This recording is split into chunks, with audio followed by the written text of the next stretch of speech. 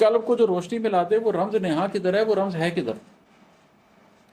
خضر سے کہہ دو کہ جوہر زندگی پلا دے، علوم شرقی، علوم غربی، علوم ظاہر، علوم باطن، علوم کی ہر پرت دکھا دے، تمام پردوں کو بس اٹھا دے۔ پھر جب خضر سے یہ سوال کرو اور تم پوچھو اس سے کہ بھائی تمہیں تو میٹیریل دنیا جو ہے پوری اس کو بھی ایلیوژن کہہ رہے ہو اور ایک اور دنیا کی بات بھی کر رہے ہو کہ مجھے کچھ اور نظر آ رہا ہے، پھر اس کی حقیقت سمجھاؤ، پھر اس سے کہو کہ پھر مجھے جوہر زندگی پلا دے، پھر مجھے وہ آب حیات پلا دے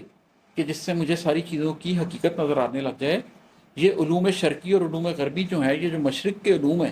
جن کو مشرق نے تقویت دی ہے، جو باطن کے علوم ہے، جو نفس کے علوم ہے، جو نفسی علوم ہیں، ان کی حقیقت کیا ہے؟ جو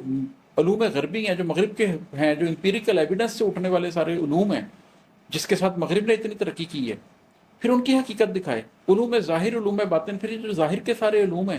یہ جو ہم نے پچھلے 200-300 سال میں جتنے علوم کو ترقی دی ہے، جو ہمیں ظاہر میں نظر آتے ہیں، یہ ساری فزکس اور یہ ساری کیمسٹری اور یہ ساری بایولوجی اور ساری سائنسز، اور وہ سارے باطن کے علوم جو ہزاروں سال سے انسان کے اندر ہیں اور انسان کی اسپرچویلٹی اس کے اندر موجود ہے، پھر خضر سے کہو کہ یہ شرقی علوم، یہ غربی علوم، یہ ظاہری علوم، یہ باطنی علوم، پھر علوم کی ہر پرت دکھا دے، تمام پردوں کو بس اٹھا دے۔ پھر خضر سے کہو کہ مجھے حقیقت بتاؤ معاملے کی۔ جیسے موسیٰ علیہ السلام خضر علیہ السلام سے پوچھ رہے تھے، تو اسی طریقے سے میں بھی ایک سوال کر رہا ہوں کہ خضر سے کہو کہ پھر علوم کی حقیقت بتاؤ۔ وہ ریور آف انٹرنل نالج اور ریور آف ایکسٹرنل نالج پہ بیٹھا ہوا آدمی ہے نا،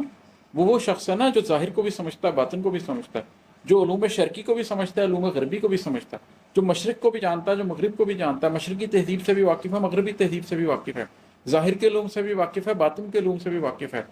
اگر وہ سب کچھ جانتا ہے، اگر وہ چیزوں کو اس کی ریئلٹی کے ساتھ دیکھ سکتا ہے، تو اس سے کہو کہ علوم کی ساری پرتیں دکھائے،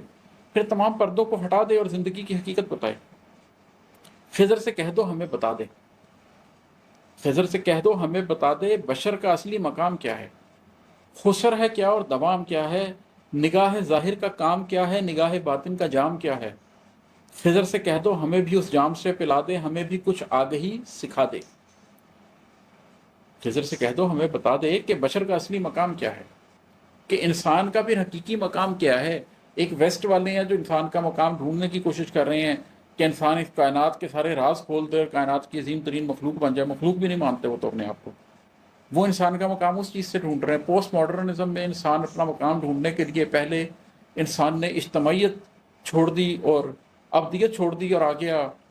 الہاد کے اوپر۔ اب الہاد چھوڑ کے انسان پرسنلائزیشن کے اوپر آ رہا ہے، ہر شخص اپنی ریئلٹی کے پیچھے بھاگ رہا ہے۔